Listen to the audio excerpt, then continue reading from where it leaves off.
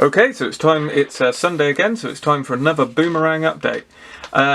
We have moved on quite considerably, as I'm sure you'll see from progress on the last video.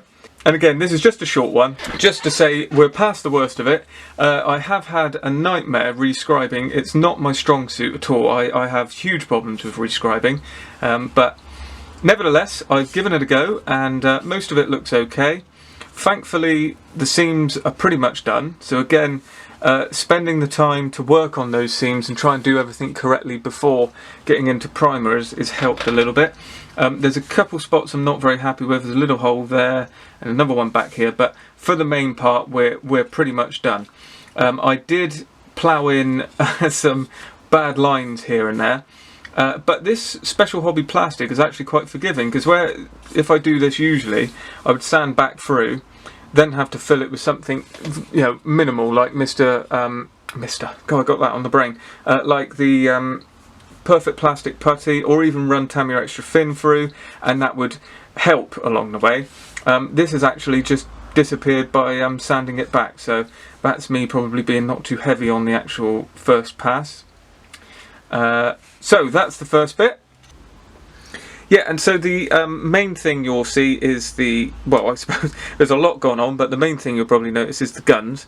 Now, typical with this kit, those guns come as resin, and they've got the moulded on sort of shape for the leading edge of the wing.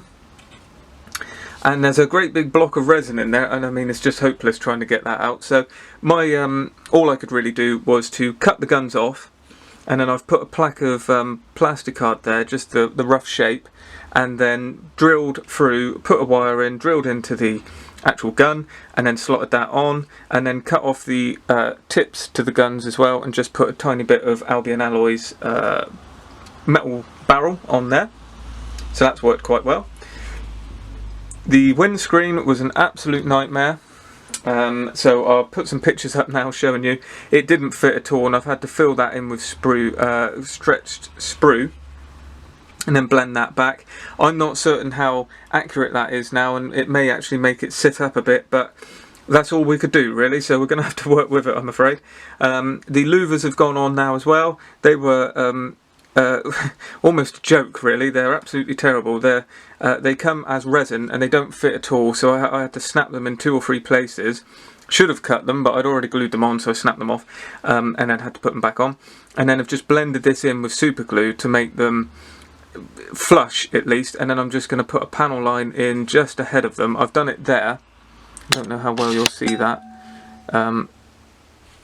Here, so that's all we're going to have to, that's the best I'm going to have to do. So it's a bit basic. I need to put one in this side, but it's just, we've got to get on with this one now, so I can't hang about. So I can't be messing about with the small details like that.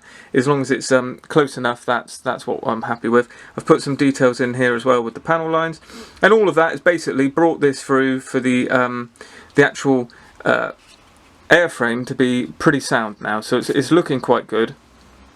I'm reasonably happy with it. I thought there was a touch of a seam line coming back on the scoop there, but I don't think it is now. There was before, so I filled that with super glue, and then just sanded it back. Super glue for ease is not the best filler, but for speed, sorry, it's certainly not the best filler. It's extremely brittle, especially if you're going to rescribe over it, and I've had a few problems here and there with that, but that's the next stage now. Probably run in with just something, like I said, water-based, the Perfect Plastic Putty probably, and just run through and just try and fill in some of these strange little areas that I've got around some of the seam lines. Check the trailing edge, and that's all okay. Check the leading edge, as I said before, and the thing that's got to be done now is actually put some panel lines around these gun ports here, then drill those out slightly and actually recess some Albion Alloys tubing in there. Then again, we'll be looking at just adding all of the small details. Then we've got photo etch, I forget what they're called, but they're actuators, I think they are.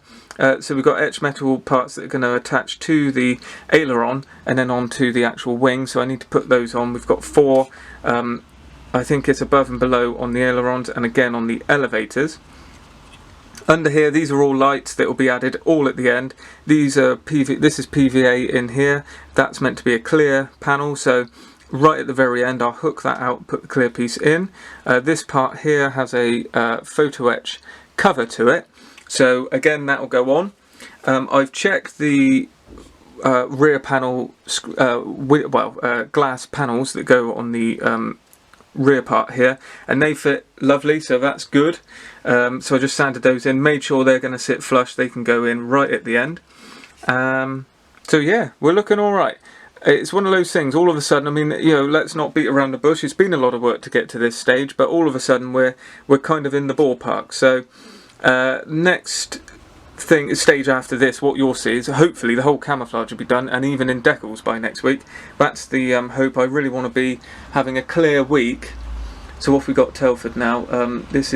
We've got basically 2 weeks, and I'd be coming back from Telford at this very point. So I've got a clear week now where I'd like to get all the camouflage, decaling and everything done, and maybe start on the weathering, so that I've got, you know, the entire sort of spare time over the coming weekend to try and nail it down and get it done.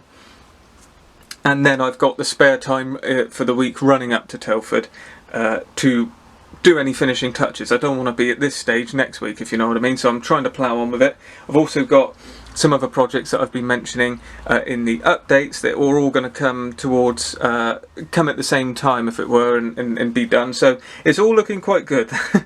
It's been a long weekend at this stage to get to this point, but I'm pretty happy with how everything's turning out, so it's good to see some progress.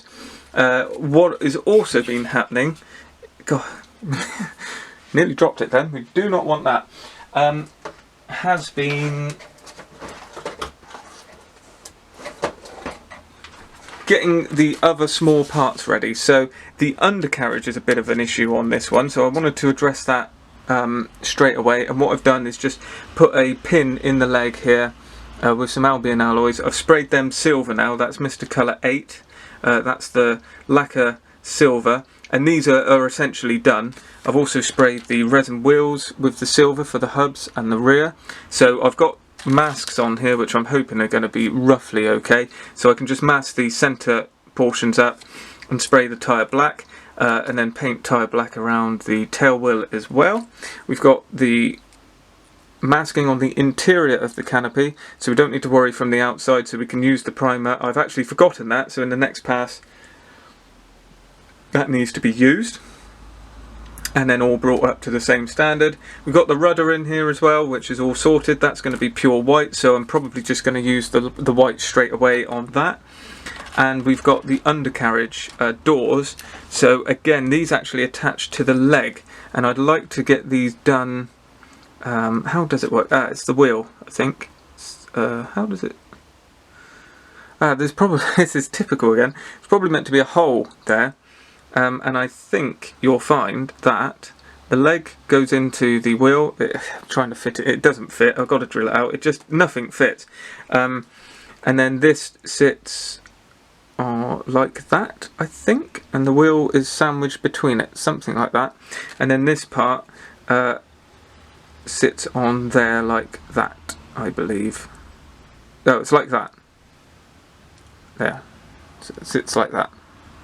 It's something like that. Anyway, I've done a little bit of testing and it works. We've got the exhaust there as well, which is one of those funny sort of, looks like a dinosaur tail, I suppose. So, all in all, we are really ploughing on with this, and we're past any of the issues. Fingers crossed. Now, if I was to drop this, or something like that, well, all hell's going to break loose, because it would probably disintegrate, and I'm not sure what we do then, so I need to be making sure nothing like that happens. But, touch wood, if we have no major issues, next week you should see this with the white, the camouflage, and all of it's added and everything ready to go, and that's the real hope.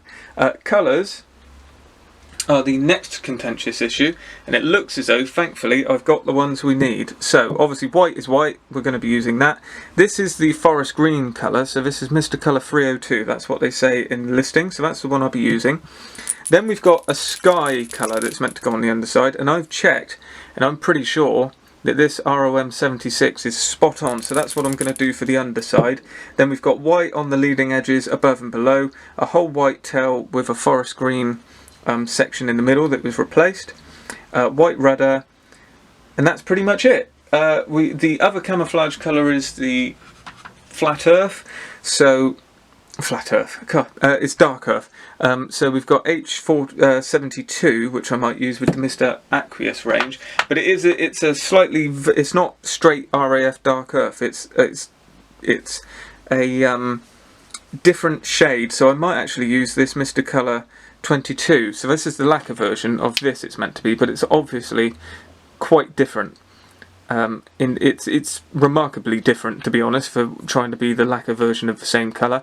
So I think somewhere between the two should be what we're looking for. So that's where we are with that. Hopefully you've enjoyed this update, and stay tuned next week for the next one.